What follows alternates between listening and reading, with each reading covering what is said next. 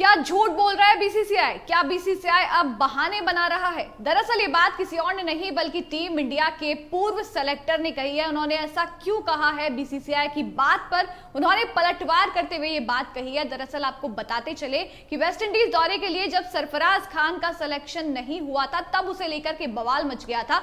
तब बीसीसीआई ने उसके जवाब में ये बात कही थी कि सरफराज खान को इसलिए सेलेक्ट नहीं किया गया क्योंकि वो पूरी तरीके से फिट नहीं है। साथ के साथ उनके ऑफ फील्ड कंडक्ट का भी हवाला यहां पर दिया था। लेकिन टीम इंडिया के पूर्व सेलेक्टर रहे सबा करीम ने इसको लेकर के बीसीसीआई पर एक तरीके से अटैक किया है। उनका कहना है कि बीसीसीआई की बातों में कोई दम नहीं है, कोई सच्चाई नहीं है और ये जो हवाला दे रहे हैं ऑफ फील्ड कंडक्ट का, इससे मैं बिल्कुल भी वास्ता नहीं रखता हूं। तो सबा करीम ने यहां पर बीसीसीआई की बातों को लेकर के क्या पलटवार किया है, क्या स्टेटमेंट दिया है, सबसे पहले आपको वो दिखाते चलते हैं। टीम इंडिया के पूर्व सेलेक्टर रहे सबा करीम का ये स्टेटमेंट आपकी स्क्रीन पर, जहां पे उन्होंने कहा है, have interacted with Sarfaraz, I don't think there is an issue at all. If that is the issue, how come he has been playing regularly for Mumbai?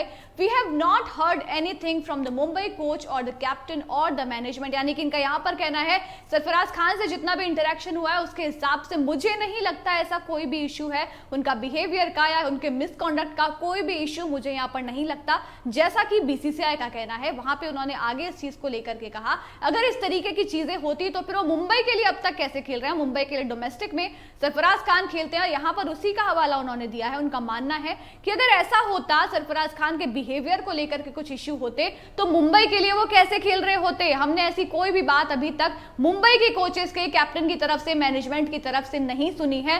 तो फिर बीसीसीआई किस बेसिस पर ये बात कर रहा है कि उनका बिहेवियर ठीक नहीं है या उनके कॉन्डक्ट के चलते उनका सिलेक्शन टीम में नहीं हुआ है? इसके आगे सबा करीम ने क्या कहा है वो भी आपको दिखा देते हैं। सबा करीम ने सरफराज खान को लेकर के बीसीसीआई ने जो कहा था किस लिए उनका सिलेक्शन नहीं हुआ उसको लेकर के ये बात कही है। आगे उन्होंने कहा है, I don't believe in all that. I think that's the work of management and the coach to handle such cricketers. If there is any issue like that, I think these are very flimsy grounds for non-selection.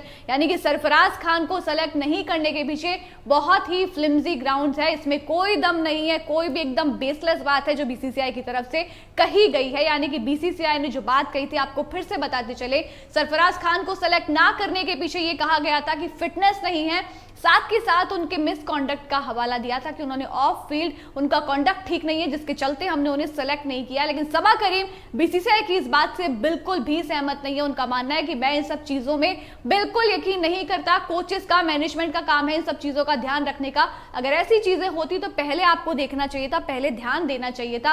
और अगर ऐसा होता तो वो मुंबई के लिए खेल रहे हैं, मुंबई के लिए वो कैसे खेल रहे होते?